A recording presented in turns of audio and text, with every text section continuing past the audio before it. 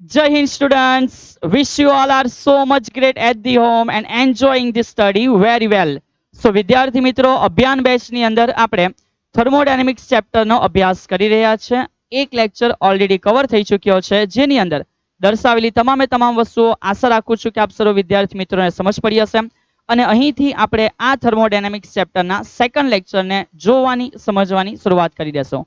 સો ફરી પાછું આપ સર્વનું સ્વાગત છે એકદમ એનર્જેટિક પીડબ્લ્યુ પ્લેટફોર્મ પર કે જ્યાં સતત ને સતત વિદ્યાર્થીના અભ્યાસલક્ષી પરિવર્તનો લાવવામાં આવે છે અને કટિબદ્ધ હોઈએ છીએ આપને એક સારામાં સારી વસ્તુ વ્યવસ્થિત રીતે ઇઝીલી શીખવવા માટે. તો વિદ્યાર્થી મિત્રો આજના આ સેકન્ડ લેક્ચરમાં આપણે કઈ કઈ ચર્ચાઓ કરવાના છે એની શરૂઆત કરતા ગયા. આશા રાખું છું કે આપ સર્વ વિદ્યાર્થી મિત્રો અહીં સુધીની બધી વસ્તુ એકદમ પ્રોપરલી સમજી ગયા હશો. સર અમે હજુ સમજા નથી. તો જો તમે સમજા નથી, જો તમે મિસ કર્યું છે તો આશા રાખું છું કે આપની પાસે યોગ્ય સમય હશે. હજુ તમારી સ્કૂલો શરૂઆત નહીં થયેલી હશે તો તમે આ વેકેશન સમયની અંદર જે પણ વસ્તુ છે, જે ચૂકી ગયા છો, જે રહી ગઈ છે એને કમ્પ્લીટ કરી લેશો. ઓકે, કારણ કે જે બી વસ્તુ સમય સાથે થતી જાય ને યાર, એનો એક ઇમ્પેક્ટ અલગ હોય છે. અને જ્યારે તમે એવું વિચારો છો કે યાર ઇટ્સ ઓકે, લીવ ઇટ, અત્યારે નહીં થશે પછી કરી લેશો, સમય હજુ આગળ અમારી પાસે ઘણો બધો છે બેટા, તો એમાં સમજવામાં ભૂલ છે કે સમય આગળ ઘણો બધો છે પણ એ આગળના સમયની અંદર શીખવા માટે વસ્તુ પણ તો ઘણી બધી છે. તો આજની વસ્તુ આજે જ સમજાઈ જાય તો એ તમારા માટે સૌથી મોટો પ્લસ પોઈન્ટ રહેશે.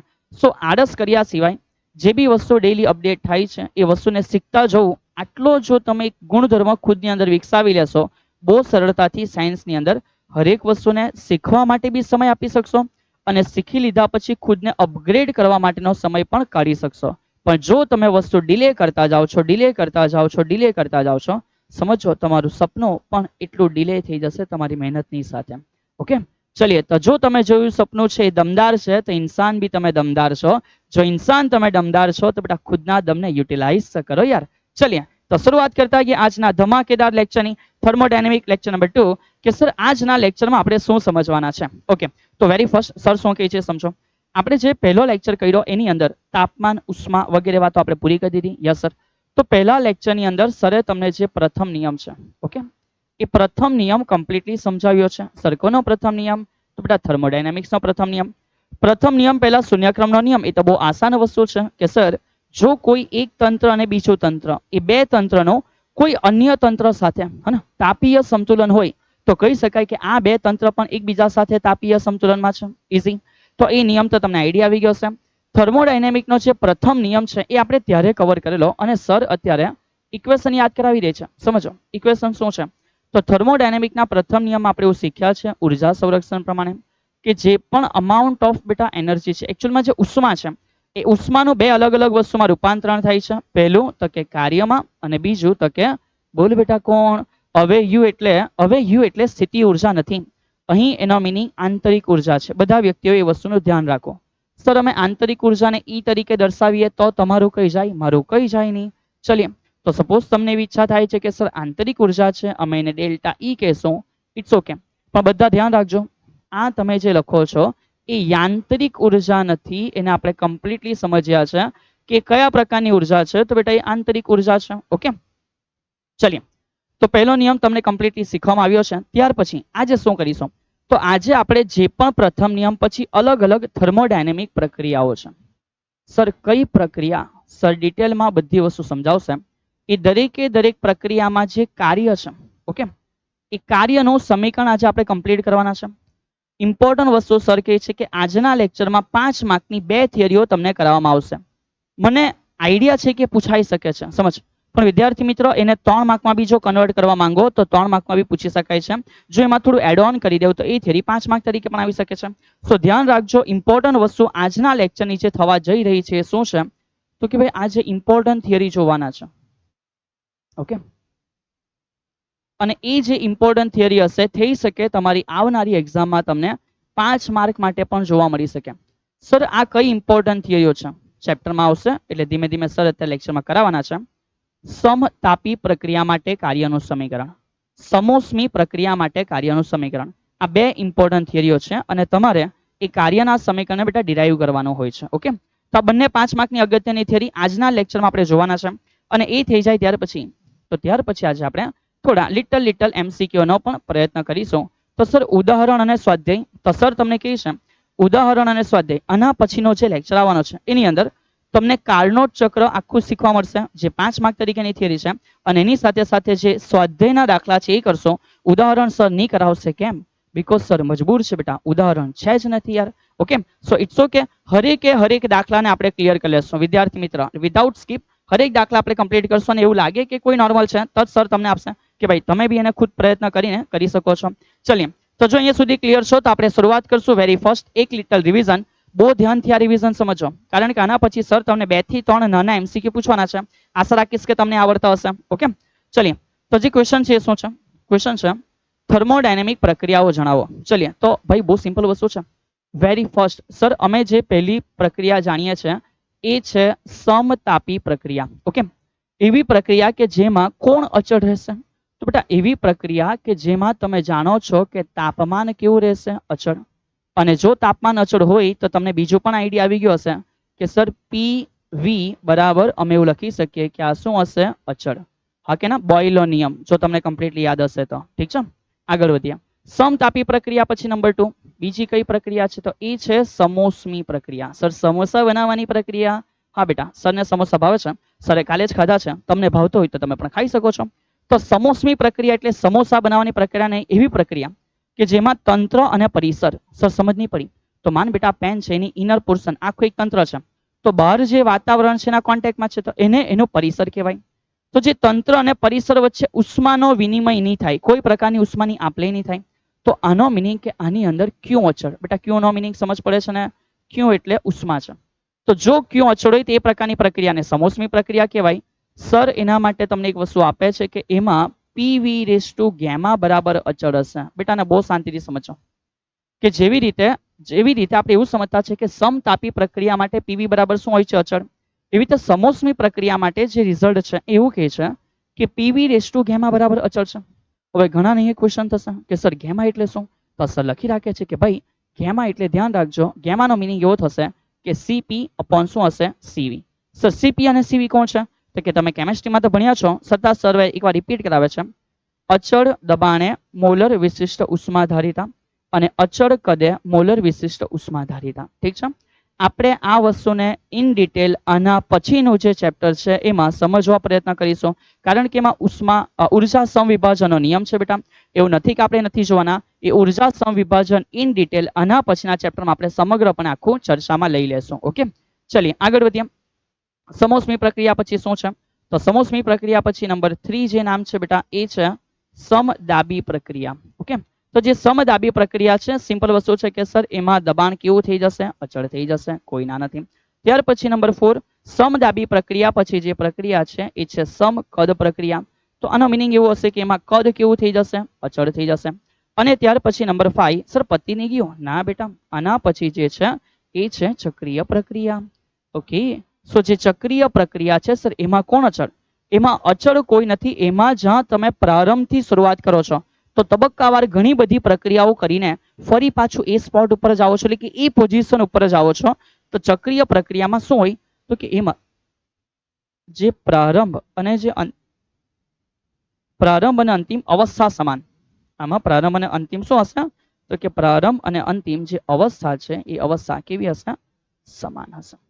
ચલિએ, આના સિવાય દરેકનું કંઈક ઇંગ્લિશ નામ છે, તો આશા રાખું છું કે એ પણ તમને થોડું ધ્યાન હોય. તો સમતાપી પ્રક્રિયાને એવું કહી શકાશે કે આઇસોથર્મલ. Okay, isothermal process. સમોષ્મી પ્રક્રિયાને એવું કહી શકાશે કે એડિયાબેટિક. સોરી, તો જે સમોષ્મી પ્રક્રિયા છે એને કહી શકાશે એડિયાબેટિક પ્રોસેસ. ઓકે, સમદાબી પ્રક્રિયાને કહી શકાશે આઇસોબેરિક પ્રોસેસ. ઓકે, સમકદ પ્રક્રિયા છે એને કહી શકાશે આઇસોચોરિક. ઓહો, બહુ કંઈક નામ આવે. અરે સર એવું બોલીએ છે જે તમને યાદ રાખવા માટે ઈઝી રહેશે. અને ચક્રીય પ્રક્રિયા છે એને બોલાય સાયક્લિક પ્રોસેસ. ચલો, તો આ જે કંઈક નામ છે એ બી આશા રાખું છું કે તમને સમજ પડી હશે. અને આ બધા કરતા અગત્યની વસ્તુ કે આપણે દરેક માટે થર્મોડાયનેમિકનો પ્રથમ નિયમ લખ્યો છે, તો એ અહીંયા સર સમજાવે છે કે જો મારે થર્મોડાયનેમિકનો પ્રથમ નિયમ અહીંયા બધા માટે લખવો હોય, ઓકે, કોનો? તો કે સર થર્મોડાયનેમિક. તો થર્મોડાયનેમિકના પ્રથમ નિયમ માટે સર સમજાવે છે સમતાપી પ્રક્રિયામાં તાપમાન અચળ છે, કહી શકાય કે આંતરિક ઉર્જામાં ફેરફાર થતો નથી, તેથી ડેલ્ટા ઈ નો આન્સર અહીંયા શૂન્ય હશે. સો જો ડેલ્ટા ઈ શૂન્ય તો લખી શકાય કે ડેલ્ટા ક્યુ નો જવાબ ડેલ્ટા ડબલ્યુ જેવો હશે. સર કેમ એવું? અરે કેમ એવું કેમ યાર, તમને ક્લિયર છે કે થર્મોડાયનેમિકનો પહેલો નિયમ છે શું? સર અત્યારે તો લખી ગયા કે ડેલ્ટા ક્યુ ઉષ્માનું રૂપાંતરણ કાર્યમાં થાય અથવા આંતરિક ઉર્જામાં થાય. તાપમાન અચળ, આંતરિક ઉર્જા કોઈ રીતે નહીં બદલાશે, તો આ 0 થઈ ગયો. સો ક્યુ બરાબર ડબલ્યુ થઈ ગયો. જેટલી બી ઉષ્મા છે એનું રૂપાંતરણ કાર્યમાં. ઓકે, ચલિए બીજો. સર સમોષ્મી પ્રક્રિયા તો સમજ યાર. સમોષ્મી પ્રક્રિયામાં ઉષ્મા અચળ, તો કે હા સર. તો ક્યુ અચળ એનો મિનિંગ શું થાય? તો કે એનો મિનિંગ એવો થાય કે ડેલ્ટા ક્યુ નો જવાબ 0 થઈ જશે. તો જો અહીંયા ડેલ્ટા ક્યુ નો જવાબ શૂન્ય, તો વિદ્યાર્થી મિત્રો ચેક કરો, આ શૂન્ય થયો તો કોઈ બી એક ઓપોઝિટ સાઈડ જશે. જે બી ઓપોઝિટ સાઈડ જાય એ માઇનસ થઈ જશે. તો મેં એવું લખી શકું કે delta W is equal to minus delta E, અથવા એવું લખી શકાય કે માઇનસ ડેલ્ટા ઈ અથવા તો delta E is equal to minus delta W. હા કે ના? ચલિए ઇઝી છે, એક્સેપ્ટ કરું. આગળ વધ્યા. સમદાબી પ્રક્રિયા. તો ભાઈ સમદાબી પ્રક્રિયા માટે જે પ્રથમ નિયમ છે એમાં કોઈ લાંબો ચેન્જીસ જોવા નહીં મળશે, સેમ જ આવશે કે delta Q which is equal to delta W plus delta. Accept કે તમે ડેલ્ટા ડબલ્યુ માટે પી ડેલ્ટા વી લખી શકશો. કેમ? એની આજે સર ડિટેલમાં તમને ચર્ચા કરશે, કોઈ ના નથી. આગળ વધીએ. સર સમકદ પ્રક્રિયા. તો સમકદ પ્રક્રિયામાં ચેક કર બેટા, ડેલ્ટા વી તો 0 થઈ જાય. ઓહો હો હો, તો કે હા સર. તો સમકદ પ્રક્રિયામાં ડેલ્ટા વી 0, તેથી ડેલ્ટા ડબલ્યુ 0 હશે. અને ડેલ્ટા ડબલ્યુ 0 હોવાથી delta Q is equal to delta E થશે. કઈ પ્રક્રિયા માટે? તો કે સર સમકદ પ્રક્રિયા. આનો મિનિંગ જે બી ઉષ્મા આપો છો એનું રૂપાંતરણ શામાં થાય? આંતરિક ઉર્જામાં. અથવા જેટલી આંતરિક ઉર્જા ખર્ચાઈ જાય એનું રૂપાંતરણ શામાં થશે? ઉષ્મામાં થશે. ઓકે, ચલિए ઇન ડિટેલ જોશો. બધા વિષય જે ઇન ડિટેલમાં ચર્ચા છે. સર તમને મેઇન હાઇલાઇટ એકવાર દિમાગમાં એન્ટર કરાવે છે, શાંતિથી સમજતા જાઓ. અને ચક્રીય પ્રક્રિયા. બેટા ચક્રીય પ્રક્રિયામાં ફરી પાછો જ્યાંથી ચાલુ કર્યું ત્યાં જ આવી ગયા. તો તમે તમારી સેમ સ્ટેબલ સ્થિતિમાં આવી ગયા. તો ફરી પાછું એકવાર આંતરિક ઉર્જા નહીં બદલાશે? હા સર, સમતાપી જેવું. કોના જેવું? સમતાપી જેવું થશે ચક્રીય પ્રક્રિયામાં. તો અહીંયા ફરી પાછું આંતરિક ઉર્જામાં બદલાવ નહીં આવશે, તેથી એ શૂન્ય હશે. તો લખી શકાય કે once again delta Q is equal two શું થશે? Delta W. એટલે કે જે બી ઉષ્મા છે એનો કાર્યમાં રૂપાંતરણ અથવા જે બી કાર્ય થાય છે એનું ઉષ્મામાં રૂપાંતરણ. બોલીએ હા કે બોલીએ ના? ચલિએ. તો તમારા માટે આજે આ ફર્સ્ટ સ્લાઇડ તૈયાર થઈ છે. બહુ જ ઇમ્પોર્ટન્ટ વસ્તુ છે વિદ્યાર્થી મિત્ર. ઓકે, આના માટેના જે આલેખ છે એ બી આપણે જનરેટ કરીને ઓલરેડી લાસ્ટ લેક્ચરમાં જોઈ ચૂક્યા છે, તો તમારે એને પણ એકવાર રિપીટ કરી લેવા. બટ હવે અહીંથી શરૂઆત કરીએ, ચેક કરીએ કે કેટલી વસ્તુ તમને સમજ પડી છે. ચલિए. તો વિધાઉટ એની ચીટિંગ, હે ને, વિધાઉટ એની ચીટિંગ આશા રાખું છું કે 100% વિદ્યાર્થીઓ સાચા જવાબ આપશે. ચલિए. આજની કોમેન્ટ નંબર 1 કીધું છે કે નીચેની પ્રક્રિયાઓમાંથી કયામાં ઉષ્માનું શોષણ કે ઉત્સર્જન થતું નથી? ચલિए. તો આ થઈ ગઈ આજની તમારી કોમેન્ટ નંબર 1 બેટા. ઓકે, ચલિए. આનો જે આન્સર છે તમે મને જણાવશો. ઓકે, આનો જે આન્સર છે તમે મને જણાવશો કે સર એવી કઈ પ્રક્રિયા જેમાં ઉષ્મા ની તો શોષણ કરે ની તો ઉત્સર્જન કરે? સો સમકદમાં એવું થાય, સમતાપીમાં એવું થાય, સમોષ્મીમાં એવું થાય કે સમદાબીમાં એવું થાય? ચલિए. તમારી પાસે બેટા 15 સેકન્ડ છે. નોર્મલ ક્વેશ્ચન છે, 15 સેકન્ડ છે, કમ્પ્લીટ કરી દો. ચલો, ઉતાવળ રાખીશું.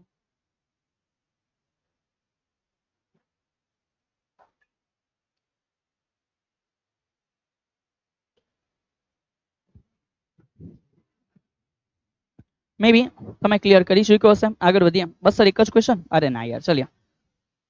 સમોષ્મી પ્રક્રિયામાં કઈ રાશિ અચળ રહી? બેટા બચ્ચા જેવો સવાલ છે, ઠીક છે. ઓહો, દબાણ, કદ, તાપમાન, તંત્રની કુલ ઉષ્મા. સમોષ્મી છે તો કુલ ઉષ્મા કેવી રહી? અચળ રહી. બોલીએ હા કે બોલીએ ના? ચલિए. દબાણ અચળ રહી, સમદાબી. કદ અચળ રહી, સમકદ. તાપમાન અચળ રહી, સમતાપી. આગળ વધીએ. ચલો હવે આ ક્વેશ્ચન ઉપર થોડું સમજીએ અને વિચારવા પ્રયત્ન કરીએ. બંધ ચક્રીય પ્રક્રિયા. સો ઓલરેડી યાર ચક્રીય પ્રક્રિયા બંધ જ હોય. So it's okay. તો બંધ ચક્રીય પ્રક્રિયા છે. એ પ્રક્રિયામાં જો ક્યુ, ઈ અને ડબલ્યુ, તો કે ભાઈ ક્યુ એટલે કોણ? તો કે સીધી વસ્તુ છે સર. ક્યુ નો મિનિંગ શું થાય? ઉષ્મા થાય. ઈ એટલે કોણ? તો કે સર સમજતા છે આંતરિક ઉર્જા થાય. અને ડબલ્યુ એટલે એ બી અમે સમજતા છે કે એનો મિનિંગ શું થશે? કાર્ય થશે. શું થશે બેટા? કાર્ય થશે. તો ખાલી જગ્યા. તો સૌથી પહેલા એ સમજો કઈ પ્રક્રિયા છે. સર કહે છે કે આ જે પ્રક્રિયા છે એ ચક્રીય પ્રક્રિયા છે. હવે અહીંયા તમને પેલું આખી પહેલી સ્લાઇડ કમ્પ્લીટ હોય ને એ બહુ આવશ્યક વસ્તુ છે, સમજો. ચક્રીય પ્રક્રિયામાં જ્યાંથી સ્ટાર્ટ કરે ત્યાં જ આવીને અટકી જાય. હા, તો એનો મિનિંગ કે એકચ્યુઅલમાં એવું ખબર પડે કે ચક્રીય પ્રક્રિયામાં થાય શું છે? તો જે આંતરિક ઉર્જા છે, કઈ ઉર્જા? આંતરિક ઉર્જા. એ આંતરિક ઉર્જા કેવી છે? અચળ છે.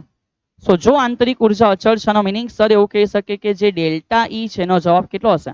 શૂન્ય. સીધી વસ્તુ છે. ચલિए તો આવી જાઓ કે ભાઈ અહીંયા એકચ્યુઅલમાં શું છે કે ભાઈ એ જો આંતરિક ઉર્જા અચળ હોય તો સર ખબર પડે કે ઈ નો જવાબ કેવો થવો જોઈએ? 0 થવો જોઈએ. એન્ડ ધેટ્સ વાય અહીંયા આપણે કહી શકીએ ઈ એટલે જો આંતરિક ઉર્જામાં ફેરફાર હોય, મીનિંગ સમજો. ઈ એટલે આંતરિક ઉર્જામાં શું છે તો કે ફેરફાર. જો લોકો સ્પષ્ટ કીધું છે, એટલે કે સ્પષ્ટ કીધું છે કે ઈ નો મીનિંગ જો વાંચો, આંતરિક ઉર્જા નથી બેટા, આંતરિક ઉર્જાનો ફેરફાર છે. સો જે આંતરિક ઉર્જાનો ફેરફાર છે એને જ એ લોકોએ ઈ કીધો છે અને એનો જે જવાબ છે સર કહે છે કે એનો જે જવાબ છે બેટા એ જવાબ 0 છે. આશા રાખું છું કે આપ સર્વ વિદ્યાર્થીઓને ખબર પડી હશે, હા કે ના? ચલિए ઇટ્સ ઓકે, ગુડ. જો તમે અહીં સુધી ક્લિયર છો તો મને એ કહો, ચલિए આજની કોમેન્ટ નંબર 2 સવાલ તમારા માટે છે કે આ જે દેખાય છે ને બેટા કોણ? You. Q is equal two 0. આ ક્યુ ઇઝ ઇક્વલ ટુ 0 જવાબ કઈ પ્રક્રિયા માટે શક્ય છે? ચલો ઓકે, જેવી રીતે ઈ નો જવાબ 0 છે, પ્રક્રિયા કઈ હશે? આંતરિક ઉર્જા અચળ છે તો સર ચક્રીય પ્રક્રિયા હતી. તો ક્યુ બરાબર 0 હશે, આવું કઈ પ્રક્રિયામાં થશે? આવું કઈ પ્રક્રિયામાં થશે? આ તમે અત્યારે મને જણાવશો. આ હશે તમારા માટે કોમેન્ટ નંબર 2. ચલિए યાર લગાવો તો આન્સર રાઈટ, સાચો આન્સર લગાવો તો યાર. ઠીક છે, વિચાર દિમાગને થોડું મગજ કસ યાર, બહુ સિમ્પલ વસ્તુ છે. જ્યાં ક્યુ 0, ક્યુ એટલે તો કે સાહેબ ઉષ્મા છે, બરાબર? તો ક્યુ 0 ઉષ્મા અથવા ઉષ્મામાં ફેરફાર 0, તો આ કઈ પ્રક્રિયા છે? લગાવો દિમાગ યાર. ચલિए આગળ વધીએ. હવે અહીંયા એક મિનિટ અહીંયા સમોસમી નહીં, અહીંયા બેટા સમતાપી, અહીંયા સમોસમી નહીં, અહીંયા સમતાપી. ચલિए ઓકે, તો હવે જે ક્વેશ્ચન છે એને આપણે સમજવા પ્રયત્ન કરશું કે થર્મોડાયનેમિક પ્રક્રિયામાં જો તો કે ભાઈ જો થર્મોડાયનેમિક પ્રક્રિયામાં જો તો કે ભાઈ જો ચલ સમજ. થર્મોડાયનેમિક પ્રક્રિયામાં જો ડેલ્ટા યુ અને ડેલ્ટા ડબલ્યુ અનુક્રમે આંતરિક ઉર્જામાં વધારો, સમજો આંતરિક ઉર્જામાં વધારો કીધો તો કે ભાઈ યુ વધે તો ડબલ્યુ ઘટે અને તંત્ર દ્વારા થયેલ કાર્ય હોય તો નીચેનામાંથી કયું વિધાન સાચું છે? ચલિए અહીંયા સર બહુ શાંતિથી સમજાવે છે કે ભાઈ સૌથી પહેલા તો સમજ ઓપ્શન છે સમોષ્મી અને સમતાપી. ઓકે, તો સૌથી પહેલા અહીંયા જે બી આપ્યું છે એના માટે જરૂરી છે પ્રથમ નિયમ. તો જે પ્રથમ નિયમ છે એ સર એકવાર લખે છે કે પ્રથમ નિયમ તમને અને મને બંનેને ખબર છે કે delta Q is equal to delta W plus delta શું છે? યુ છે અથવા તો ડેલ્ટા ઈ છે. હવે જો અહીંયા બેટા સમજ પ્રક્રિયા સમતાપી હોય તો સમતાપી પ્રક્રિયા માટે ક્યુ હશે, એવું નથી કે ક્યુ 0 છે. તો આ જે થયું ને, આ જે થયું એ સમતાપી માટે થયું. પણ જો પ્રક્રિયા આપણે સમોષ્મી તરીકે સમજીએ તો સર સમોષ્મી પ્રક્રિયા માટે ગંદુ થઈ ગયું યાર. ચલો તો જે સમોષ્મી છે એ સમોષ્મી પ્રક્રિયા માટે આપણને ખબર પડે કે જે ડેલ્ટા ક્યુ છે એ શૂન્ય થઈ જશે. કેમ? ઉષ્મા ગુમાવતું નથી, ઉષ્મા મેળવતું નથી. સો ફોર ધેટ કેસ અહીંયાથી મને ખબર પડે કે માટે 0 is equal to delta W plus delta E. Okay ને, delta W plus delta E. So લખી શકાય કે માટે delta W is equal to minus delta E, અથવા માઇનસ આ બાજુ આવી જાય તો delta E is equal to minus delta W. કઈ બી લખો એ લોકોને કઈ ખોટો નહીં લાગશે. ઓકે ચલિए, તો જો આ પ્રકારની મેટર આપણે લખી શકીએ છીએ તો સર અહીંયા સમજાવે છે કે સમજ કે સમોષ્મી માટે બે માંથી કોઈ કેસ તો કે સાહેબ અહીંયા પ્લસ પ્લસ છે, અહીંયા પ્લસ અને માઇનસ છે. સો અમને ખબર પડી કે જે equation sorry MCQ option number 1 છે એ જવાબ કેવો છે? સાચો છે. સમજો સરે કેવી રીતે પહેલા સમતાપીને એલિમિનેટ કર્યું, કારણ કે સમતાપીમાં તો ક્યુ હોય છે, ક્યુ 0 હોતો નથી, ઉષ્મા મેળવશે અથવા તો ઉષ્મા ગુમાવશે. ઓકે, બટ સમોષ્મી માટે ક્યુ કેવો છે? 0 છે. અને આપણા બધા ઓપ્શનમાં ખાલી 2 જણા છે, એટલે આ 2 તો આપણે એમ બી ખોટા પાડી દીધા કે ભાઈ આ તો પોસિબલ છે જ નથી. ઓકે, તો આ 2 તો એમ પણ ખોટા પડી ગયા. ઉપરના 2 માં સંભાવના હતી કે એક પ્લસ અને એક માઇનસ, તો ખબર પડી કે એ કોઈ બી એક માટે હશે, પણ હશે કેવું? માઇનસ હશે. ચલિए, તો જો તમે અહીં સુધી ક્લિયર છો, આશા રાખું છું કે તમને ઘણી બધી વસ્તુ વ્યવસ્થિત સમજ પડી હશે. હવે અહીંથી આપણે આગળ વધીએ એક લિટલ શબ્દને સમજવા માટે. પ્રોસેસ છે ક્વોસાઇસ્ટેટિક, અર્ધસ્થાયી પ્રક્રિયા. ઓકે, સો ક્વોસાઇસ્ટેટિક પ્રોસેસ શું છે એને આપણે અહીંયાથી સમજવાની શરૂઆત કરશું. કોઈ લાંબુ બેટા લખાણ લખવાની જરૂરિયાત નથી. સર અહીંયાથી એકદમ સિમ્પલ વેમાં જે સમજાવે છે એને સમજવા પ્રયત્ન કરીશું બેટા. ચલિए ઓકે ઓકે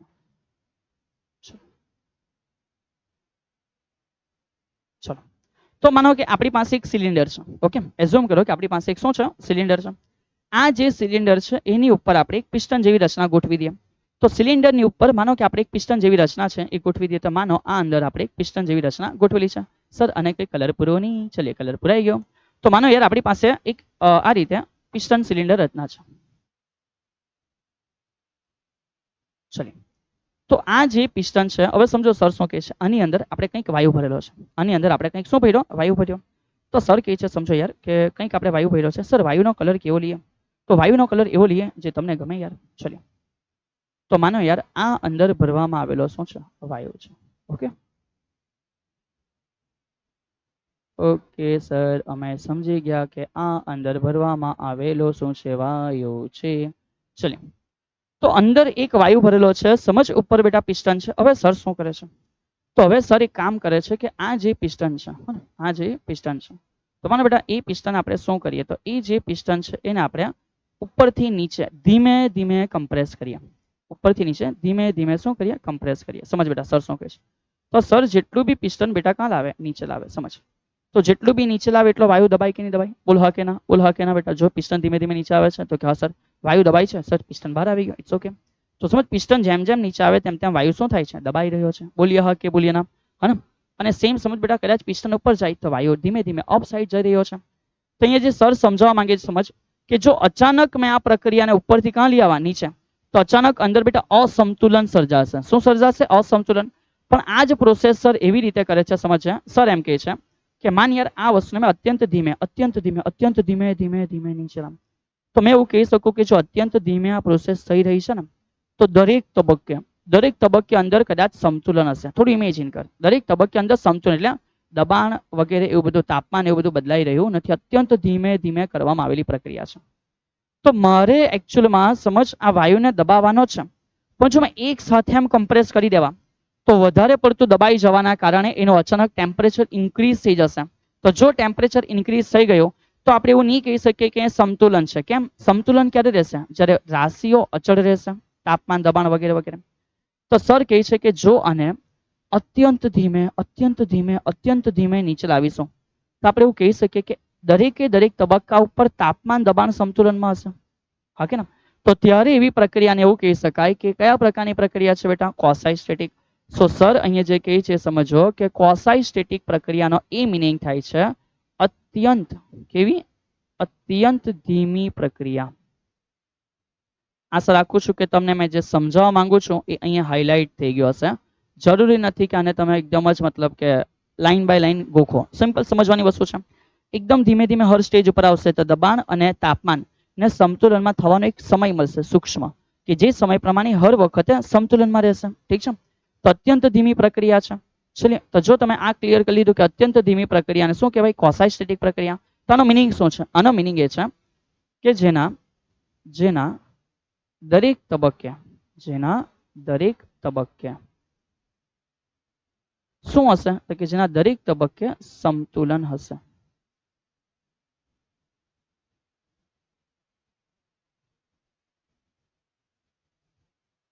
ઓકે, તો આ પ્રકારની જે પ્રક્રિયા છે એને આપણે એવું કહી શકીએ કે કયા પ્રકારની પ્રક્રિયા છે બેટા?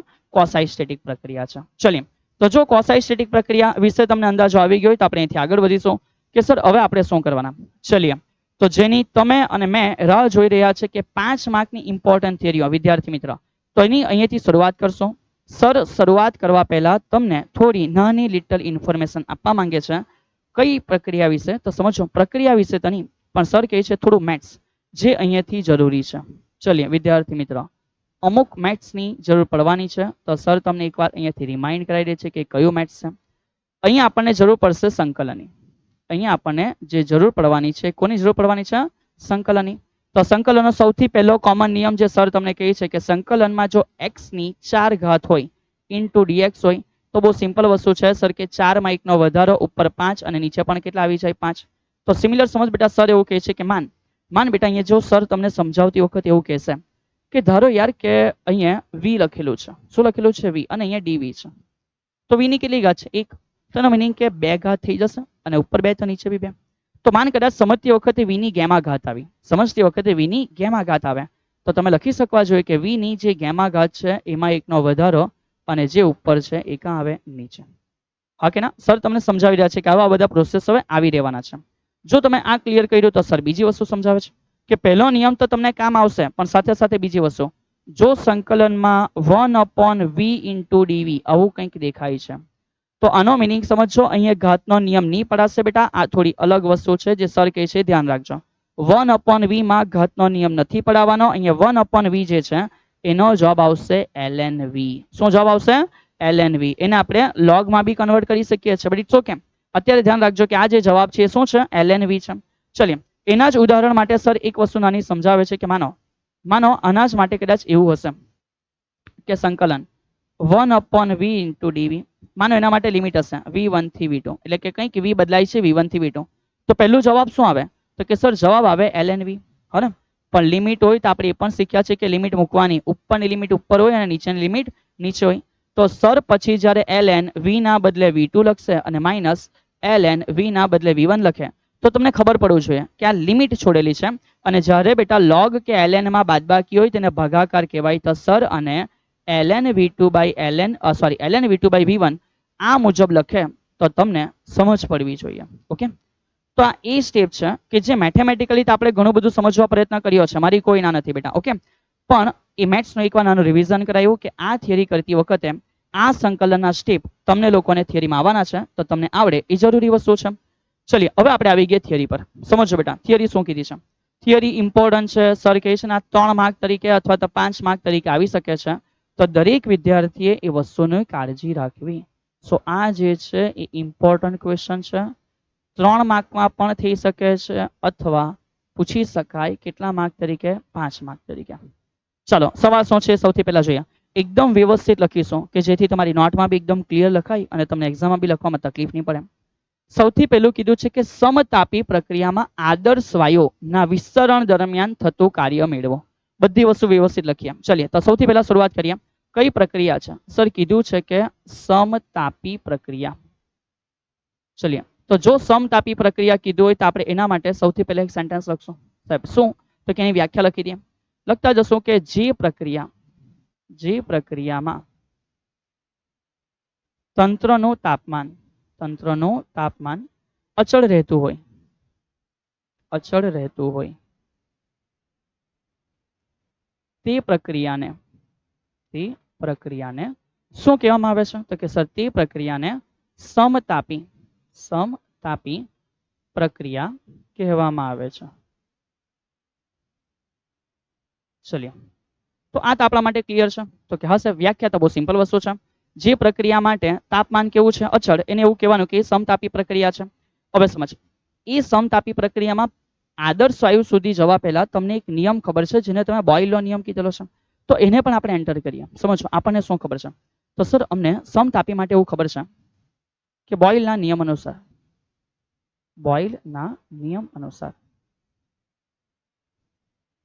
તો બોઇલના નિયમ અનુસાર આપણે એવું જાણીએ છીએ કે જે દબાણ છે ને, એ કદના કયા પ્રમાણમાં? વ્યસ્ત પ્રમાણમાં. કેવા કેસમાં?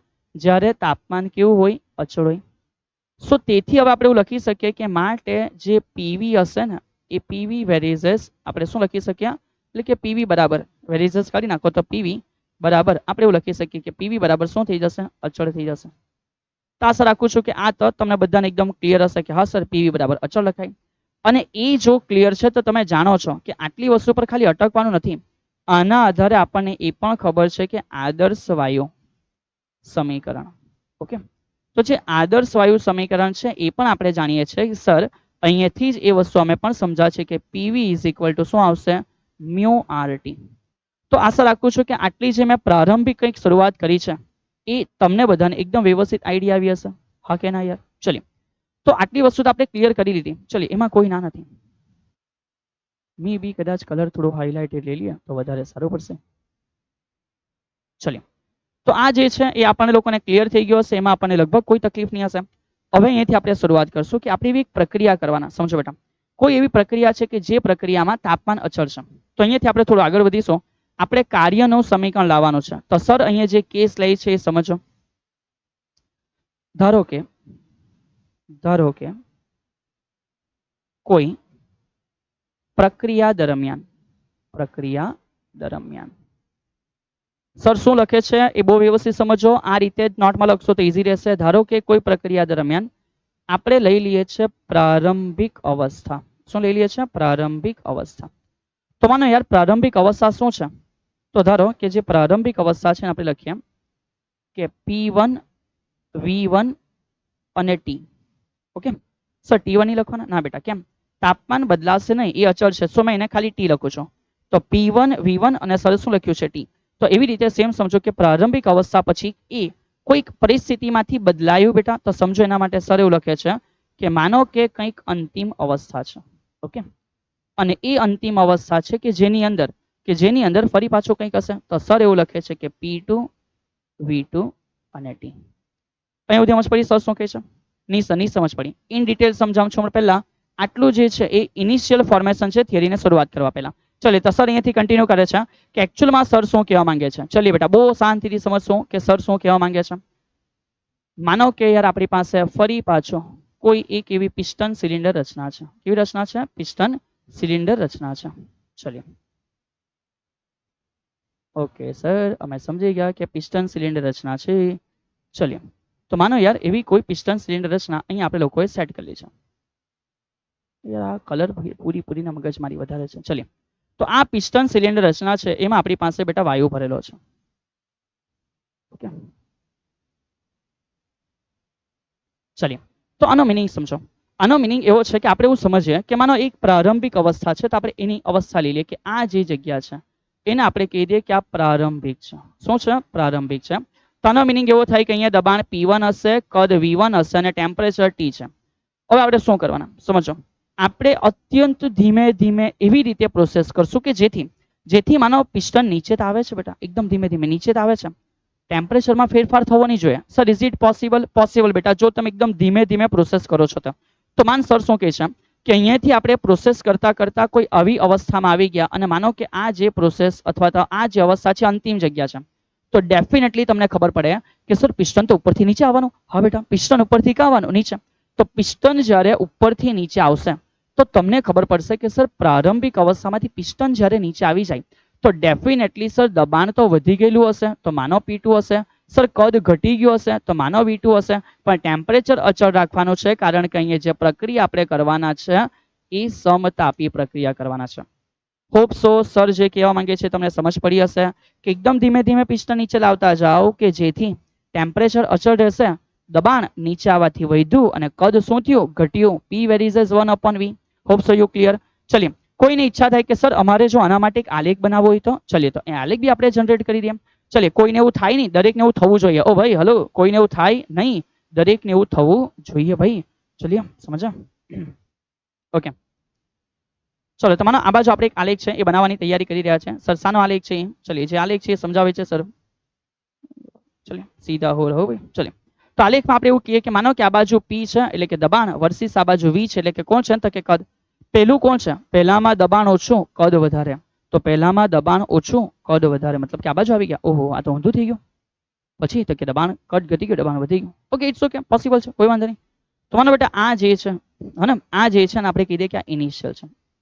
ઇનિશિયલ મિનિંગ કે ભાઈ આ બાજુ અહીંયા કંઈક દબાણ હશે ને P1 કહેવાનું અને અહીંયા કંઈક કદ હશે એને V1 કહેવાનું. માનો કે અહીંયાથી પછી શું થયું તો કે આ ફાઇનલ પોઝિશન છે કે જ્યાં એના માટે હવેનું દબાણ P2 થઈ ગયું જે વધારે છે, પણ જે કદ છે ને એ કદ કયું થયું? V2 જે ઓછું છે. તો અહીંયા તમે જે લાઈન જનરેટ કરશો, આ જે લાઈન જનરેટ કરશો આ આલેખ બેટા તમને સુરેખ જોવા મળશે. આ આલેખ કેવો જોવા મળશે? સુરેખ જોવા મળશે. ક્લિયર?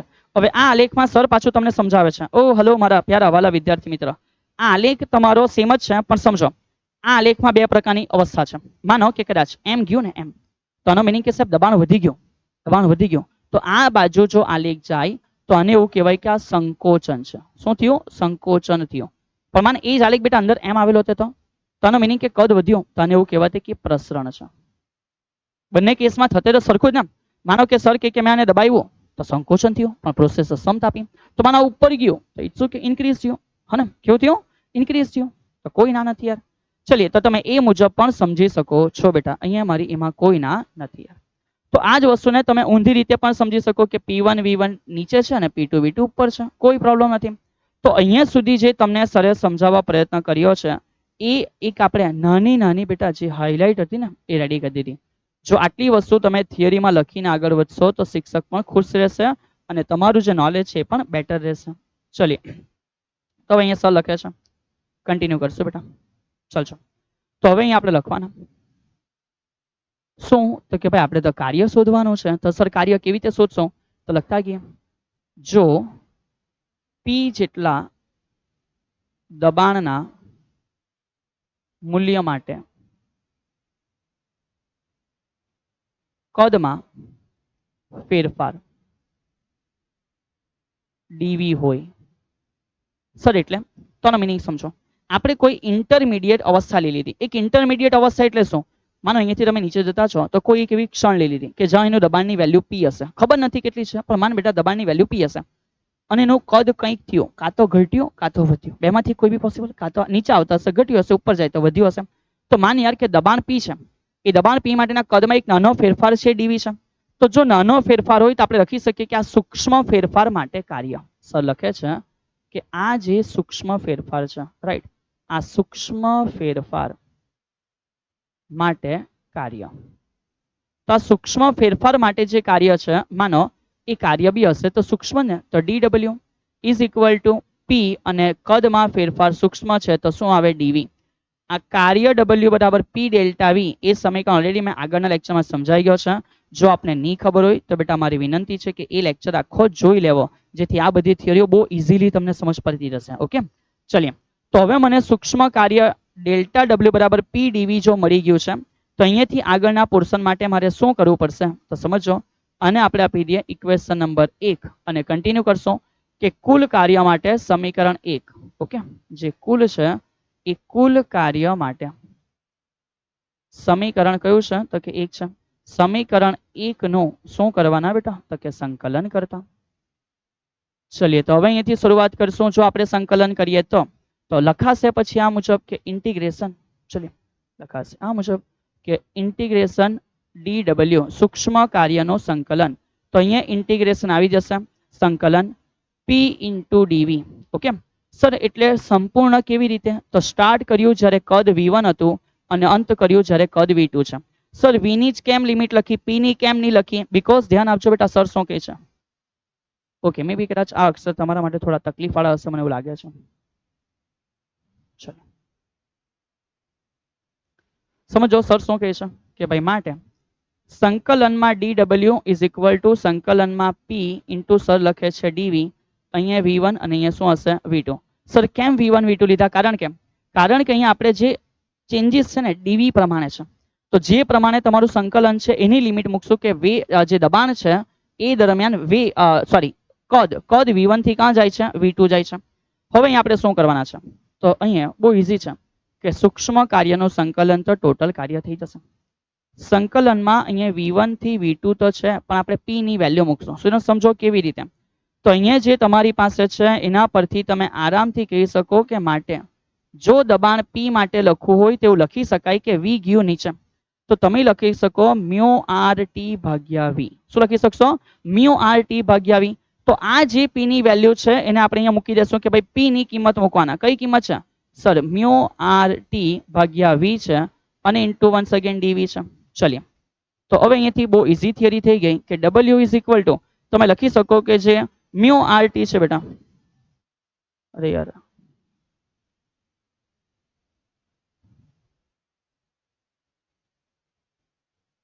ચલિए તો સર કહે છે કે અહીંયા છે મ્યુ rt છે. તો આ મ્યુ rt એ પોતે કેવું છે, અચળ છે. ઓકે, મ્યુ rt પોતે કેવું છે, અચળ છે. અને મ્યુ rt અચળ છે તો જે સંકલન છે એમાં શું રહી ગયો, તો કે સર v1 થી v2 રહી ગયો અને અહીંયા 1/v ઇન્ટુ શું છે dv છે. ખૂબ સો અહીંયા સુધી તો તમને ઇઝીલી ખબર પડી ગઈ હશે. જે અચળ છે ને આપણે કાં લઈ લીધું, સંકલનની બહાર લઈ લીધું છે. હવે કન્ટિન્યુ કરશું કે 1/v ઇન્ટુ dv. યાદ કરો સર લેક્ચરની શરૂઆતમાં જ તમને કહી ગયા કે 1/v નું સંકલન શું થશે. સર અમને યાદ આવી ગયો 1/v નું. અહીંયાથી આ જે સ્ટેપ છે એ ઇમ્પોર્ટન્ટ સ્ટેપ છે. બધા સ્ટેપને કાળજીપૂર્વક જોજો, સમજો, કાળજી રાખજો. સો w is equal to mu rt 1/v નું જે સંકલન થાય એ ln v થાય અને એની લિમિટ જે છે આપણે મૂકવાની છે કે ઉપર જે લિમિટ છે v2 છે ને નીચે જે લિમિટ છે v1 છે. આશા રાખું છું કે આટલી વસ્તુ સમજ પડી હશે. હા કે ના, w is equal to mu rt 1/v નું સંકલન ln v, ઉપરની લિમિટ v2, નીચેની લિમિટ કઈ છે v1 છે. ચલિए તો જો તમે અહીંયા સુધી ક્લિયર છો તો આપણે કન્ટિન્યુ કરશો. કે સર અહીંયા સુધી અમારો જે આન્સર છે આવી ગયો કે માટે જે કાર્ય છે એ કાર્ય W is equal to mu R T. Okay, અને જે અહીંયા લિમિટ છે એ પ્રમાણે ln v તો છે જ સર, ઉપર v2 છે અને નીચે શું છે v1 છે.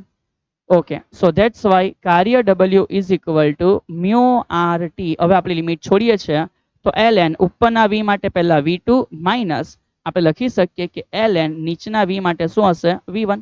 સો ધેટ્સ વાય વન્સ અગેન એ જ વસ્તુ પાછી આવે છે કે mu R T ln sir લખી શકે કે ઉપર v2 છે અને નીચે જે છે કોણ છે v1 છે. બોલીએ હા કે બોલીએ ના. અને આ જે વસ્તુ થઈ ગઈ આ છે કાર્ય. સર આ કયું કાર્ય? સમતાપી માટે કાર્ય. હવે અહીંયાથી થોડું આપણે એડ કરશું કે ભાઈ સમતાપી માટે કાર્ય તો છે, પણ આપણે જાણીએ છીએ કે સમતાપી પ્રક્રિયામાં ઇમ્પોર્ટન્ટ વસ્તુ છે.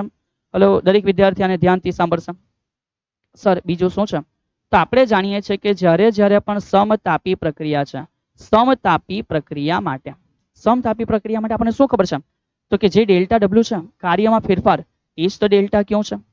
હા કે ના? કેમ? કારણ કે આંતરિક ઉર્જા શૂન્ય હતી. સો તેથી સમજો જે બોલું છું ને તમને બી યાદ આવવું જોઈએ, અધરવાઇઝ તમને એવું લાગશે કે હવાબાજી થઈ રહી છે. અને કાળજી રાખજો યાર. સો સમતાપી પ્રક્રિયા માટે ડેલ્ટા ડબલ્યુ એ ક્યુ છે. સો તેથી સર અહીં એવું પણ કહી શકે કે આ જ અમારા ક્યુ નું પણ ઇક્વેશન લખી શકાય કે mu R T. Okay, mu R T ln v2 by શું હશે v1 હશે. ચલિए, જો અહીંયા સુધી તમે ક્લિયર છો તો આ તમારા માટે સમતાપીનું કાર્ય આવી ગયો. તો સર શું અહીંયા આ થિયરી અમારી પતી ગઈ? બિલકુલ નહીં. આ થિયરી અહીંયા પતી ગયું નથી. તમારે પૂરી કરવી હોય તો પતી જાય, કોઈ ના નથી. તમારે જો પૂરી કરવી હોય તો પતી જાય, કોઈ ના નથી. પણ આપણે આમાં થોડી એક્સ્ટ્રા માહિતી એડ કરશું કે જેથી તમને થોડું વધારે આઈડિયા આવે. ચલિए સમજો બેટા, સર શું કહે છે. જો તંત્ર દ્વારા કાર્ય થાય, આનો મિનિંગ સમજો. તંત્ર દ્વારા એટલે કાલે પણ લાસ્ટ ટાઈમના લેક્ચરમાં સર કહી ગયા છે તંત્ર દ્વારા કાર્ય થવું. તેનો મિનિંગ કે એ જે તંત્રે કાર્ય કર્યું ને પોઝિટિવ હોય. ઓકે, તંત્ર દ્વારા કાર્ય થાય તો મિનિંગ W કેવું હશે? પોઝિટિવ હશે.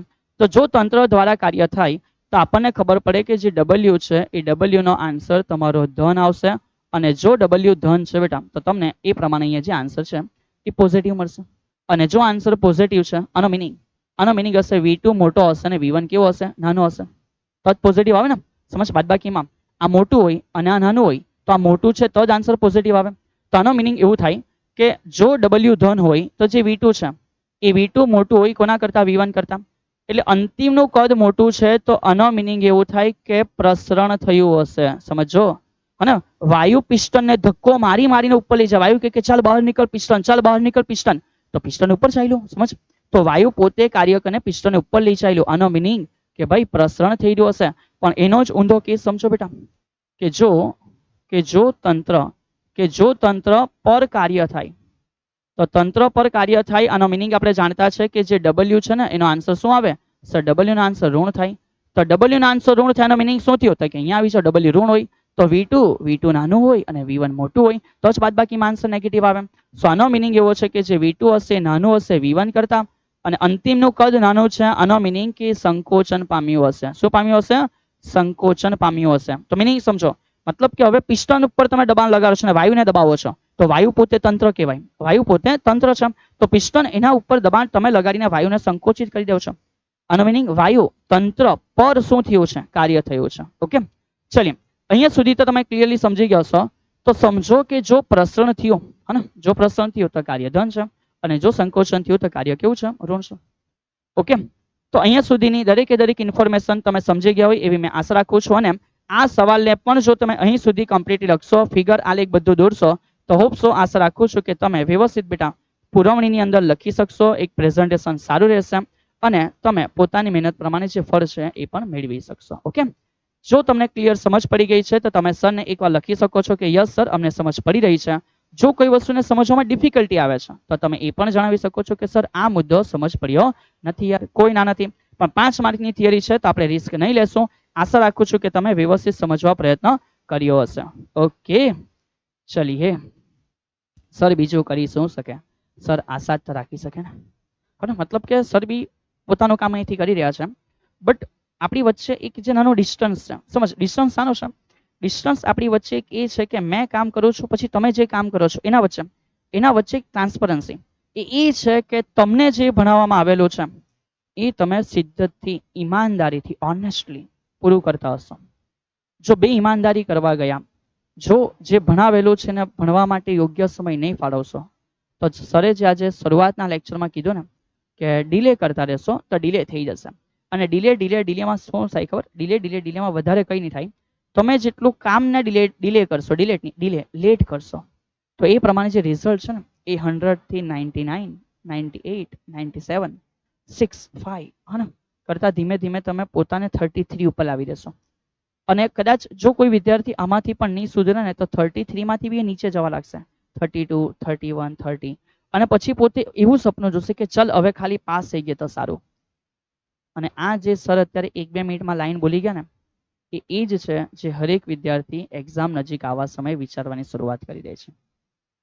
તો સમજ, આ કરેલું એક નાનો ડિલે તમને કયા ડ્રીમ લેવલ પરથી કયા ડ્રીમ લેવલ ઉપર લાવી દે છે. સપનું તો પૂરું થાય જ છે, પણ જે સૌથી પ્રારંભમાં જોયેલું હતું એ પૂરું થયું, કે જે પૂરું થયું એ લેવલે તમે ખુદનું સપનું માનીને સેટિસ્ફાઈડ થઈ ગયા કે ચલ ઇટ્સ ઓકે, આ તો અચીવ થઈ ગયું. It's a major difference. કે ઇનિશિયલી શું વિચારતા હતા, ફાઇનલી શું વિચારતા છો, શું મેળવો છો અને ત્યાં સેટિસ્ફાઈડ થઈ જાઓ છો. ઓકે, ચલિए તો આ વસ્તુ જે સરે તમને સમજાવી છે, આશા રાખું છું કે તમે એના ઉપર ધ્યાન આપશો યાર. ચલિए તો આગળ વધીશું અને પછીનો જે 5 માર્કનો સવાલ છે એને સમજીએ કે સર સમોષ્મી પ્રક્રિયા એટલે શું? આદર્શ વાયુ માટે સમોષ્મી પ્રક્રિયામાં થતા કાર્યનો શું લાવો, સમીકરણ લાવો. ચલિए તો વન્સ અગેન સૌથી પહેલા આપણે એ જ સવાલ છે સર ફરી પાછો કે છે સમતાપીની, હવે કોના માટે? સમોષ્મી. So once again important question, 3 mark તરીકે પણ થઈ શકે અથવા આ જ ક્વેશ્ચન તમને 5 માર્ક તરીકે પણ થઈ શકે છે. ઓકે, ચલિए તો શરૂઆત કરશું. વેરી ફર્સ્ટ કઈ પ્રક્રિયા? તો સમજો સર કે છે સમોષ્મી પ્રક્રિયા. ઓકે, કઈ પ્રક્રિયા? તો બેટા એ છે સમોષ્મી પ્રક્રિયા. ચલિए સર કોને અમે સમોષ્મી પ્રક્રિયા કહેશું? તમને આઈડિયા છે, આજે શરૂઆતમાં બી જોઈ ગયા, એવી પ્રક્રિયા જેમાં ઉષ્મા અચળ, પણ લખીશું કઈ રીતે? થોડી અલગ રીતે લખતા ગઈએ. જે પ્રક્રિયા દરમિયાન તંત્ર અને પરિસર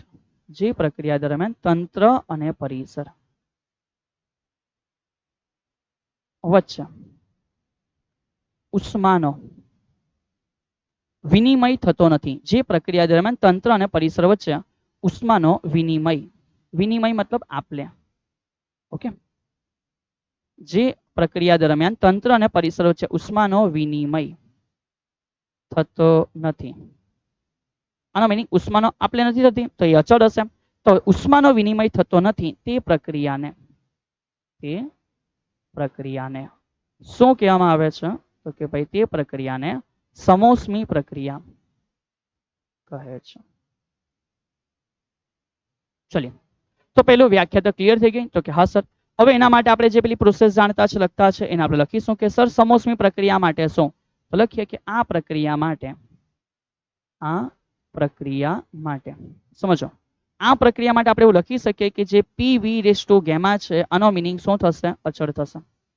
બીજું અહીંયાથી થોડું ખુદને હાઇલાઇટ કરાવી દેવું કે આ ગેમાનો મીનિંગ એક અચળાંક તો છે જ, પણ એ CP ના છેદમાં કેવી રીતે મળે? CV થી મળે. ઓકે, સો ગેમાનો મીનિંગ CP/CV છે. આ તો ક્લિયર છે, પણ અહીંયા આપણે થોડું જે થિયરી છે ને એને વ્યવસ્થિત આગળ રન કરવા માટે થોડું ધારી લેશું કે આપણે PV ગેમાનો મીનિંગ અચળ તો છે, પણ આપણે આ થિયરીમાં અચળને કેપિટલ A તરીકે લખવા પ્રયત્ન કરશું. ઓકે બેટા, કોના તરીકે લખવા પ્રયત્ન કરશું?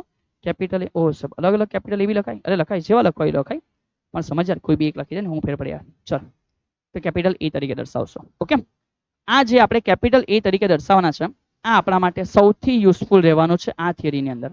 આના સિવાય તો આપણે જાણીએ છીએ કે સર આદર્શ વાયુ કીધેલું છે તો આપણે લખી શકીએ કે આદર્શ વાયુ સમીકરણ.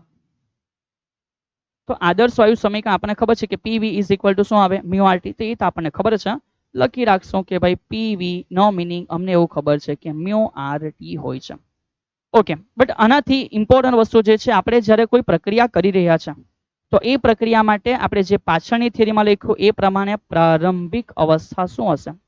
તો સમજો યાર કે અહીંયા પ્રારંભિક અવસ્થા આપણે એવી રીતે લઈએ છીએ કે દબાણ P1 છે, કદ V1 છે અને ટેમ્પરેચર T1 છે. તો એ રીતે એના માટે આપણે લખીશું પ્રારંભિક પછી કઈ અવસ્થા? અંતિમ અવસ્થા. તો સમજો પ્રારંભિક પછી અંતિમ અવસ્થા, તો કે એના માટે હવે અહીંયા ઉષ્મા અચળ છે, દબાણ બદલાશે, કદ બી બદલાશે, ટેમ્પરેચર પણ બદલાશે. તેથી અહીં સર લખે છે કે અહીંયા P2 V2 અને શું રહેશે T2. ઓકે, સો P1 V1 T1 અને એ નીચે P2 V2 T2. ચલિए સર અહીંયા કેમ તાપમાન અચળ નહીં લીધું? કારણ કે આ પ્રક્રિયા સમતાપી નથી બેટા, આ પ્રક્રિયા સમોષ્મી છે. તો આશા રાખું છું કે આટલી વસ્તુ જો તમે ક્લિયરલી સમજી ગયા હોય તો અહીંથી આપણે હવે આગળ વધીશું. ઓકે, ચલિए કોઈ ના નથી, આપણે અહીંથી હવે આગળ વધીએ. સર આમાં આલેખ બી જનરેટ કરવો હોય તો કરાય, તમે એ રીતે જ કંઈક સેમ પ્રોસેસમાં એ જ સમજો, પણ એ પ્રોસેસને એવી રીતે કરવાની છે જેથી ઉષ્મામાં ફેરફાર નહીં થવો જોઈએ. ઓકે, પણ આ લેખ થોડો અલગ આવશે. ચલિए વાંધો નહીં, આગળ વધીએ છીએ. હવે સર શું કહે છે સમજો. ચાલજો તો શરૂઆત કરતા ગયા વેરી ફર્સ્ટ કે સર અહીંયા ફરી પાછો અમે ધારી લેશું,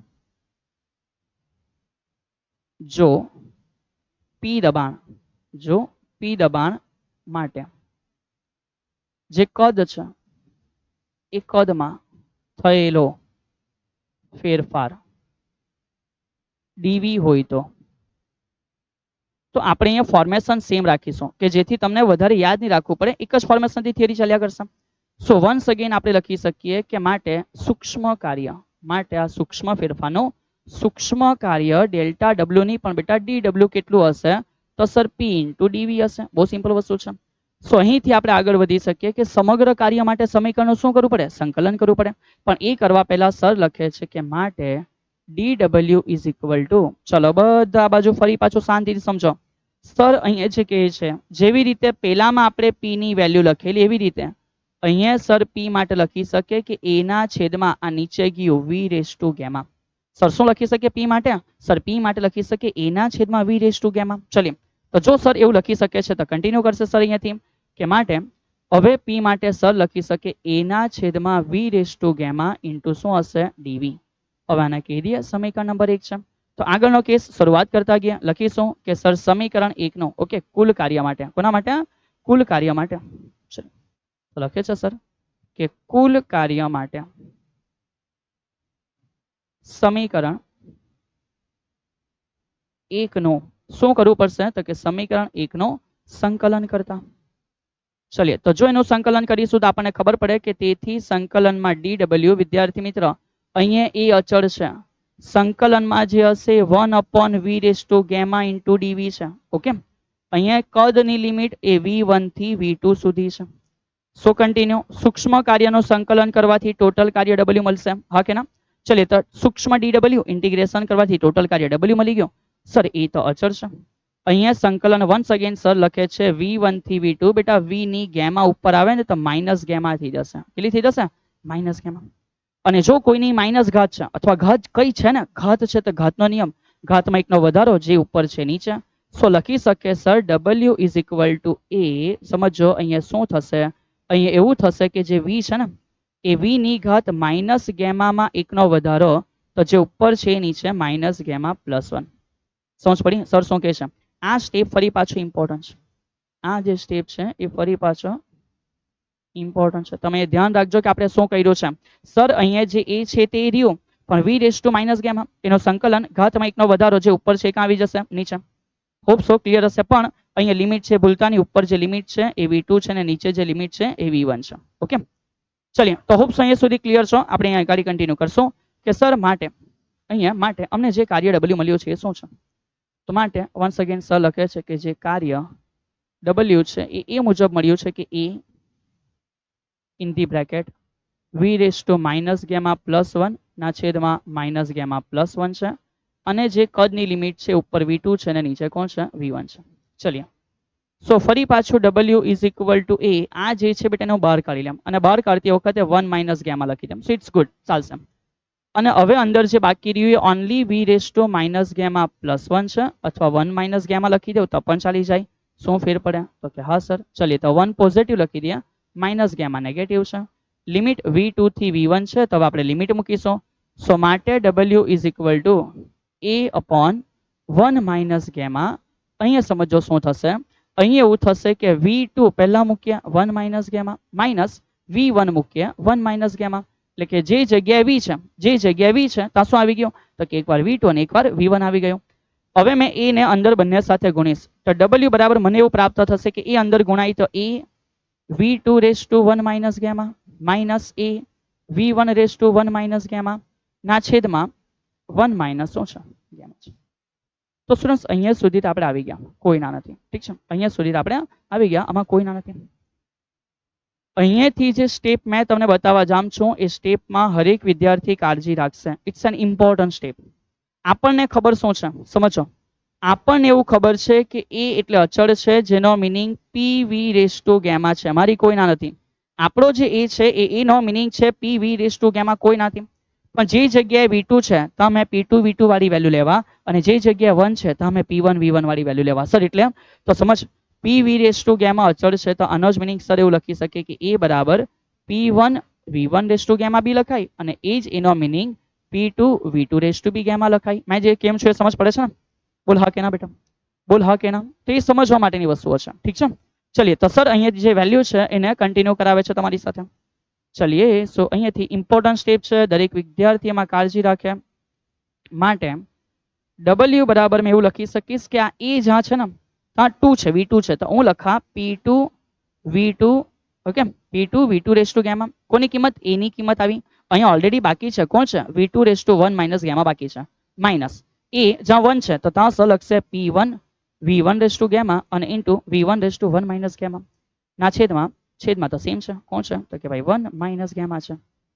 ચલિए, અહીંયા સુધી જો તમે ક્લિયરલી મને સમજી ચૂક્યા છો, અહીંયા સુધી જો તમે ક્લિયરલી મને સમજી ચૂક્યા છો તો આગળની જે કહાની છે એ તમારા માટે આસાન છે. ચલિए, તો અહીંયા સુધી તમે ક્લિયર, તો કહાની અહીંથી આગળ છે એ આસાન છે. સર શરૂઆત કરે છે. હવે સમજ, v2 અને v2 બે ગુણાકારમાં છે, ઘાતોનો શું થાય? સરવાળો થાય.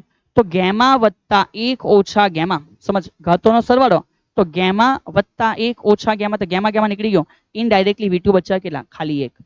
તો જેવી રીતે અહીંયા v2 1 બચે એવી રીતે સેમ v1 માટે ગેમા +1 માઇનસ ગેમા, તો v1 ની પણ કેટલી ઘાત બચે? 1. તો અહીંયાથી કેટલું ઇઝીલી ક્લિયર થઈ ગયું કે માટે હવે w કેટલું હશે? તો આ કોણ છે? p2. v2 બધું એલિમિનેટ થઈને બચ્યું ખાલી કેટલી વાર? એક વાર. તો આ થઈ ગયું p2 v2, સેમ એવી રીતે માઇનસ p1 v1 ના છેદમાં શું થઈ ગયું હશે? 1 માઇનસ ગેમા. અને એને જ સર હજુ ઊંધું લખવા માંગે તો પણ લખી શકે, બંનેનો માઇનસ માઇનસ કોમન કાઢી નાખો તો p1 v1 minus p2 v2 ના છેદમાં થઈ જશે ગેમા -1. અને આ રીતે અહીંયા આપણને જે જોવા મળ્યું બેટા એ થઈ ગયું કાર્યનું સમીકરણ. ઓકે સર, શું અહીંયા અટકાવી દઈએ તો ચાલે? ચાલી જાય, કોઈ ના નથી, પણ આપણે અટકાવશું ને, આપણે થોડું એને ફર્ધર લઈ ગયા. સમજો સર શું કહે છે, થોડું હજુ આગળ લઈ ગયા. આપણે એવું જાણીએ છીએ કે આદર્શ વાયુ, કયો વાયુ? આદર્શ વાયુ. તો આદર્શ વાયુ માટે આપણને ખબર છે કે PV ઇઝ ઇક્વલ ટુ શું આવે? μRT. તો માટે સર લખે છે કે માટે કાર્ય W is equal two P1 V1 છે તો μRT1 આવશે, માઇનસ P2 V2 છે તો μRT2 આવશે, ના છેદમાં શું છે? ગેમા -1 છે. તો સર એવું પણ લખી શકે કે માટે W ઇઝ ઇક્વલ ટુ, સમજો W is equal two μRT1 minus T2 ના છેદમાં ગેમા -1. ક્લિયર? ઓકે, સો આ થઈ ગયું તમારા માટે કાર્યનું સમીકરણ. તમે એને કહી શકો કે ઇક્વેશન નંબર 1. ઓકે, અને ઇક્વેશન નંબર 2 તો લખી દેવાનું સૌથી છેલ્લે કે સમીકરણ 1 અને 2. ઓકે, લખી દેવાનું કે સમીકરણ 1 અને કયું છે 2 એ કઈ પ્રક્રિયા? સમોષ્મી પ્રક્રિયા માટે થયેલા કાર્યના સમીકરણો છે. ઓકે, ચલિए. તો જો તમને અહીં સુધી ક્લિયર થઈ ગયું હોય તો થોડું સર અહીંયાથી આગળ વધે છે, આના પરથી અમુક MCQ જનરેટ થાય તો કયા MCQ છે લખી દઈએ. ચલિए, તો સર લખે છે કે હેશટેગ કઈ પ્રક્રિયા? તો કે ભાઈ એ છે સમોષ્મી પ્રક્રિયા. તો એ જે સમોષ્મી પ્રક્રિયા છે એ સમોષ્મી પ્રક્રિયા માટે આપણે શું કહી શકીએ? આપણે એવું કહી શકીએ સર કે જે કાર્ય W છે એ કેટલું છે? તો જે કાર્ય W છે પહેલું તમને મળી ગયું કે P1 V1 minus P2 V2 ના છેદમાં શું છે? તો કે ભાઈ ના છેદમાં 1 માઇનસ ગેમા છે. હા કે ના? ચલિए, ઓકે, એક વાર જોઈ લો ભાઈ, ગેમા -1 છે, સોરી, ઠીક છે. સો છેદમાં ગેમા -1 છે. અથવા એ જ કાર્ય W માટે અમે એવું પણ કહી શકીએ કે μRT1 માઇનસ T2 છે ના છેદમાં ગેમા -1 છે. ચલિए, હવે સર શું કહે છે? આ જે ઇક્વેશન છે એના પરથી ફરી પાછું જે સર કહે છે સમજો, સમજો અહીંથી MCQ માટે બહુ ઇમ્પોર્ટન્ટ વસ્તુ છે. જો તંત્ર દ્વારા કાર્ય થાય, તો જો તંત્ર દ્વારા કાર્ય થાય એનો મિનિંગ W કેવું હશે? તો કે આનો મિનિંગ એવું થાય કે W ધન હશે, તંત્ર દ્વારા કાર્ય. તો ડબલ્યુ ધન નો મિનિંગ ડબલ્યુ ધન ક્યારે મળે? જ્યારે T1 મોટું હોય T2 કરતા, તદ્ધન મળે. તો કે હા. આનો મિનિંગ પહેલું ટેમ્પરેચર વધારે અને બીજો ટેમ્પરેચર ઓછો, તો તંત્રનું તાપમાન શું થાય? તો કે તાપમાન ઘટે. સમજ પડી? એટલે જો તંત્ર દ્વારા કાર્ય થશે તો બેટા અહીંયા જે ટેમ્પરેચર છે એ રિડ્યુસ થશે, ઘટી જશે. પણ એ જ વસ્તુને આપણે એક અલગ કેસમાં સમજીએ કે જો તંત્ર પર કાર્ય થાય, તો જો તંત્ર પર કાર્ય થાય તો આપણે સમજી ગયા કે એવા કેસમાં જે ડબલ્યુ છે સર એ આવે ઋણ. કેવું આવશે? ઋણ. કે જો તંત્ર પર કાર્ય થયું તો આપણે પહેલેથી સંજ્ઞા પદ્ધતિ કીધી છે કે ડબલ્યુ ઋણ આવશે. ડબલ્યુ ઋણ ક્યારે આવશે? જ્યારે T1 છે નાનો હશે ને T2 મોટો હશે. સો એનો મિનિંગ કે T1 નાનો થઈ ગયો, T2 મોટો થઈ ગયો. આનો મિનિંગ કે પહેલાનું ટેમ્પરેચર ઓછું ને પછીનું ટેમ્પરેચર વધારે, એટલે કે પછી ટેમ્પરેચર વધારે. સો કહી શકાય જે તંત્ર છે એ તંત્રનું જે તાપમાન છે એ શું થાય છે? વધે છે. ઓકે. તો આવી પણ નાની નાની વસ્તુઓ તમે આ ઇક્વેશન દ્વારા સમજી શકો છો. સરે તમને સમજાવવા પ્રયત્ન કર્યો છે. આશા રાખું છું કે તમે અહીંયા ક્લિયર થઈ ગયા હશો. ચલીએ આગળ વધીએ. સર હવે અહીંયા શું છે? તો બેટા આ જે સવાલ છે, ઓકે, આ જે સવાલ છે એ સવાલ આપણે આગળ સર તમને ઇન ડિટેલ કરાવશે. ઇન ડિટેલ કા? તો કે સાહેબ ઇન ડિટેલ આપણે કરવાના છે કાર્નોટ ચક્રમાં. કારણ કે આ જે સવાલ છે એ કાર્નોટ ચક્ર ની શરૂઆત છે. ઓકે. તો ત્યાં સર તમને એકવાર આલેખ પણ રિપીટ કરાવી દેશે. ચલિए આગળ વધીએ. સમકદ પ્રક્રિયા પર નોંધ લખો. હવે આ બધી નાની નાની લિટલ વસ્તુઓ છે. આશા રાખું છું કે તમને એની વ્યાખ્યા આવડી જશે. હા સર, વ્યાખ્યા આવડી જાય. એવી પ્રક્રિયા કે જેમાં તંત્રનું કદ કેવું રહે? અચળ રહે.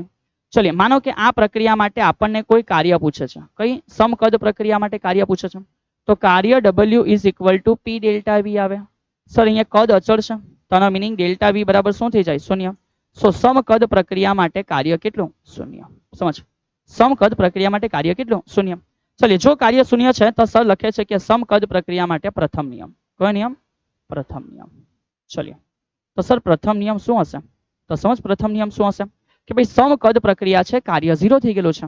તો આપણે જાણીએ છીએ કે delta Q is equal to delta W plus delta E. તો સ્વાત 0 છે. તો લખી શકાય કે delta Q is equal to delta E. આનો મિનિંગ સમજો, બહુ અગત્યની વસ્તુ છે. જેટલી ઉષ્મા આપવામાં આવશે અને જેટલી ઉષ્મા આપવામાં આવશે એનું આંતરિક ઉર્જામાં રૂપાંતરણ થશે, કાર્ય થવાનું નથી. તો સમકદ પ્રક્રિયામાં આપેલી ઉષ્મા એ આંતરિક ઉર્જામાં રૂપાંતરણ પામે છે. ઓકે. ચલિए તો આ પણ વસ્તુ તમને ક્લિયર થઈ હશે. આગળ વધ્યા. તો આ બધી બહુ લિટલ છે. બે અગત્યની હતી, આપણી પતી ગઈ છે બેટા. હવે અહીંયાથી આગળ વધીએ કે સર કઈ પ્રક્રિયા કીધી? સમદાબી પ્રક્રિયા. ચલિए તો સમદાબી પ્રક્રિયામાં પણ બહુ સિમ્પલ છે. સૌથી પહેલા વ્યાખ્યા તમે લખશો, તમને આઈડિયા હશે કે સર જે પ્રક્રિયામાં દબાણ અચળ હોય એ પ્રક્રિયાને એવું કહેવાય કે કોણ છે? સમદાબી પ્રક્રિયા છે. ચલિए તો વન્સ અગેન સમદાબી પ્રક્રિયા માટે કાર્ય શું થશે? તો એમાં તો બેટા દેખીતું છે કે કાર્ય W is equal two P delta V હોય છે.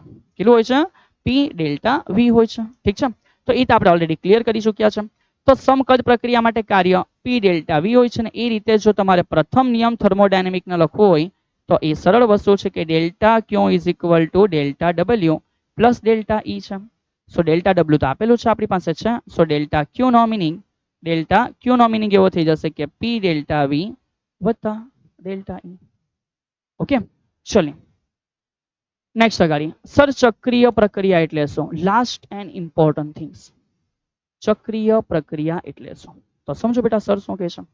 માન કે આ બાજુ તમારી પાસે કોઈ એક અક્ષ છે, માન આ બાજુ બી તમારી પાસે કોઈ એક અક્ષ છે. ઠીક છે.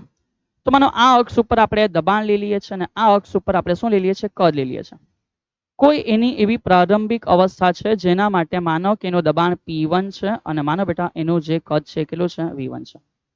કોઈ અંતિમ પ્રક્રિયા લઈ લે કે જેના માટે એનું દબાણ P2 હશે અને કદ કેટલું હશે? V2 હશે.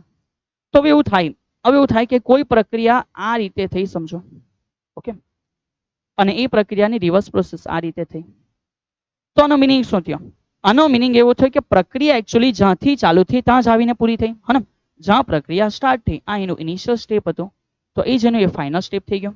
તો જે પ્રક્રિયા તબક્કાવાર પ્રોસેસમાંથી પસાર થઈને ફરી પાછું પોતાના મૂળ સ્થાને આવે એને એવું કહેવાય કે કઈ પ્રક્રિયા છે બેટા? ચક્રીય પ્રક્રિયા.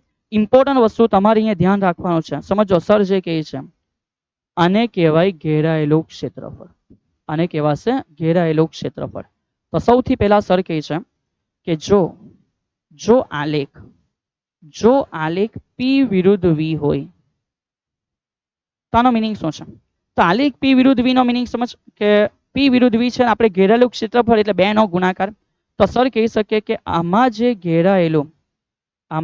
ઘેરાયેલું ક્ષેત્રફળ છે એનો મિનિંગ શું થાય? તો એનો મિનિંગ થાય કે y અક્ષની રાશિ ગુણ્યા x અક્ષની રાશિ એટલે કે અહીંયા આવશે y અક્ષની રાશિ એટલે કે દબાણ અને આવશે x અક્ષની રાશિ.